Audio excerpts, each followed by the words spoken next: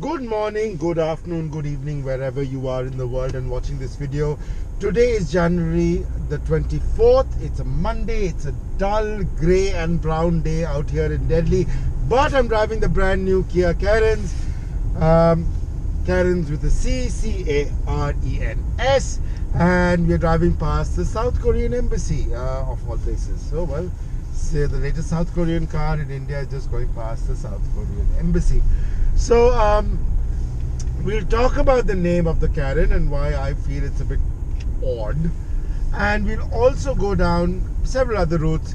But let's start with the car. Today is just the first media drive day. I've literally had the car for driving it for about 2 hours right now. I've been stuck in awful traffic in central Delhi. Children crossing ahead. See, and this comes on in the car every time I go past a school or college. Children crossing ahead, even though I'm driving past colleges that are shut thanks to COVID. As for my own COVID, it's been about 9 days since I tested positive, and as per ICMR guidelines, right now after 7 days you can go out. Not exactly be footloose and fancy free, but I'm in the car alone. There's nobody with me, and we are just moving along. Now let's look at some other aspects of this car we are driving today. This is of course Kia's 3-row 6 or 7 seat vehicle that's going up against, of course, its brother from another mother, the Hyundai Alcazar. I am driving the 6-speed automatic paired to the 1.5 litre diesel engine, the 115 PS 1.5 litre diesel engine. The major difference from terms of engines compared to the Kia Carens and the Hyundai Alcazar is that the fact that the Carens comes with the same engine options as the Seltos and Creta, which is the 1.4 turbocharged engine which has 140 PS, and the 1.5 petrol, naturally aspirated petrol, with 115 PS. The Alcazar comes with a 2 litre engine with 160 odd PS, if I remember correctly. And the reason I don't think Kia has given that particular engine option on this car is possibly because of some feedback about that engine being a bit thirstier than normal. It also allows Kia to put in the 7-speed dual clutch. Now I'm going to apologize in advance for coughing. It is superbly dusty in Delhi today, which is very strange given it rained very heavily over the weekend. So yes, so what do I feel about this car? I've driven for about 40 kilometers today inside the city over about an hour and a half, almost 2 hours now, and I'm getting a mileage of about 14.5. Given the traffic conditions I've been in, that's actually quite good. Really haven't gunned the car, given the traffic conditions, haven't had the chance to really drive fast even on the Barapulla. Well, I want to talk about one thing I do not like about the car. Now, I'm not even going to get into the looks or the name right now, but one aesthetic and one ergonomic feature, which is the fact that this very nice digital display over here and the infotainment screen are not in one line, and this is very odd. I had the Sonnet for almost a year, and I love the fact that the Sonnet has a single mono block, one with the infotainment screen and one for the instrument cluster, all in a line. So not having this aligned feels a bit jarring, and you become very used to seeing vehicles with the infotainment and the instrument cluster being in line. But I do like several other things about the interiors of the car. It looks very nice. The plastic qualities, as usual on any Kia car, is fabulous.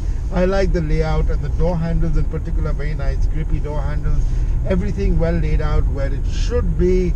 Air conditioning controls easy to find. The seats are nice, and the car is nice and warm. You've got seat coolers.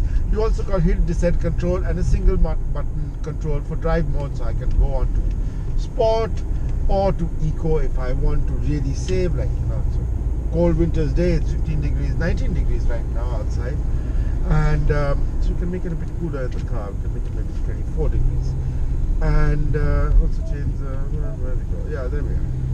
So there's more traffic coming up. I'm hitting Dhaula Kuan right now. Still a lot of traffic for this Monday. You wouldn't believe that there are thousands of people testing positive for COVID in India. If you're out on the road right now, just heard a friend test positive as well. As I said, me and my family are coming out after 9 days of having the coronavirus, so it wasn't the most pleasant experience in the world. Of course, this was a milder version, so we were never worried about our mortality, that if any positives are to be taken. But back to the car. Now, the two things about the car which I did not like at all. One, of course, is the name. Now, the term Karen for me, spelled with a K, Karen, is a pejorative which is used to signify a very rich and entitled woman, particularly in the United States. It's rich and entitled white woman, almost always blonde white woman. And a Karen is meant to be, extremely privileged, extremely racist, extremely unable to comprehend why the world is against them, etc., etc., etc. Then again, many of us auto journalists are very well traveled, and we tend to keep up with pop culture trends across the world. It's very unlikely that the public at large in India knows the negative connotations of the word Karen. Now, the way we've been told by marketing teacher is a car, more like the Turkish car. So Karens supposed to be car and Renaissance, and it's a name that Kia has revived. The original Karens or Karens was a vehicle that was sold by the car maker back in Korea, a sedan sold by the car maker back in Korea back in the day. Now that is the Hyundai Alcazar going past. That's the petrol Hyundai Alcazar. There are some, between the Creta and the Seltos, obviously there is a clear aesthetic difference between the two cars from outside, but between the Karens and the Alcazar, the aesthetics are something else. You see in the marketing material how the car looks. Now I'm driving a red car, you can barely make out the outside mirror over here. And well, that is the saying, the face only a mother can love, and from certain angles, this car is not a very good looking car at all. It's got, unlike the Seltos or the Venue where you don't have the low slung headlights, this car has the low slung headlights. It's very similar to the Alcazar in that sense. And the entire headlight cluster and the way the car looks in the front, it looks a bit odd. It's not the most, definitely not the most attractive vehicle on the roads. Definitely not the most attractive Kia on the market, if one has to go down that far. But then again, there are several other factors. Attractiveness is not, and aesthetics are not key factors in the sales point of a car. This car is a lot nicer inside than it is excuse me again. It's a lot nicer in the inside than it is on the outside. In fact, I really love the quality of the plastics. I'm not a fan again of this piano black glossy finish out here. Never have been a very big fan of glossy finishes in cars, but if they had to do it, they did it a very nice way. It looks really nice. Nothing really looks out of place with this car. It's all the switchgear, all the buttons, all the door handles, all look very nice. Now another major difference between the Alcazar and the Karens, and we're crossing that Alcazar again, is the fact that the Karens only has a single sunroof, unlike the panoramic sunroof that is standard on the Alcazar. Of course, there are certain features that the car makers keep very different.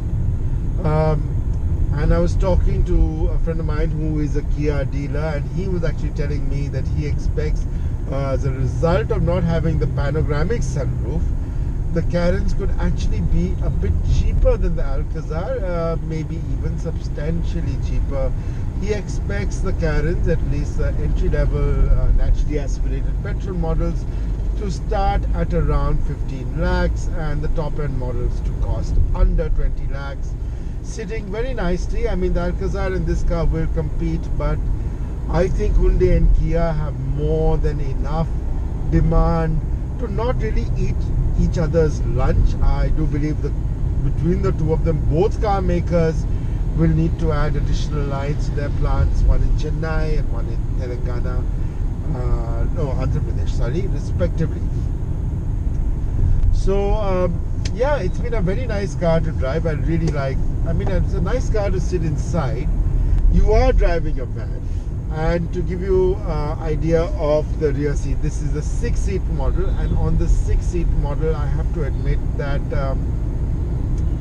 the middle row is fantastic. It's a very comfortable model, but many people I know who look to buy a car in this category would probably buy the bench in the middle and use the additional luggage space from the third row to carry luggage rather than people. The third row is not a place I, as a grown adult, would like to be for a long distance. It's a decent place enough in a pinch, but not obviously over longer distances. What else? Well, that's it. I mean, the last row does come with very nice, it has enough cubby holes and storage space as well. You get USB chargers over there for your devices. It's all very nice. Very well done car. What I really did like about this car is when I was driving it around Delhi, the few times I could go slightly aggressively on the road, it handles very well. Actually, I mean, you expect an extended wheelbase van car. I mean, you can call it a SUV or whatever you want to call it. Want to call it a sports utility multi-person vehicle, SUMPV, whatever you want to call it. It's not, there is body roll, but it's not really, you're not rolling around. The other major question everybody of course asks is whether a 1.5 litre diesel is enough for this car. As I said in a previous Alcazar video, the 1.5 diesel doesn't make this car a very zippy or fast car. But when you're buying a car like the Alcazar or the Carens, you buy a car like the Carens, okay? You're not going to be driving with the sort of speed and the aggressiveness that you would say even a Seltos maybe. This is a car designed for a family person or a slightly older couple. It's not a car designed for aggressive driving, and it's designed for economical slow driving. Now I've got a 45 kilometers now. My mileage has gone up to 15.5 kilometers a litre. I said I'm driving at about 60 kilometers an hour right now. That's as fast as I can drive with the amount of traffic there is. I think that's great economy for a car like this. This is a car driven more towards economy. This is a car driven less towards aggressive drive. If you want to drive aggressively, don't buy a Carens or any other car in this class, whether it's Alcazar, whether it's Ertiga, whether it's XL6, or even a goddamn Innova for that matter. This is the car you buy for practicality. You buy it for the space, whether it's space you need for your children and their friends in the third row, or whether it's a space you need for driving around with extra luggage. Is it a good alternative to the competition? I think it's very well above the XL6 in Ertiga, particularly the XL6, and below the Innova. As I said, I don't think Hyundai and Kia are really going to compete right now, given the market conditions, given the market, there's so much demand for new vehicles. Both cars can do very, very well. They are distinguishable enough. I do miss the panoramic sunroof, to be very honest. That's also because I have a young son who really likes looking up outside the sky, and this is a bit jarring. But on the whole, very nice car. I wish I get it for longer, and I hope to get it for slightly longer in a few weeks' time once they do launch the car and announce the prices. So thank you so much for watching. It's been a horrible day today. Very dull, very grey, but yeah, nice car to drive. I've had a decent time. Thanks so much for watching.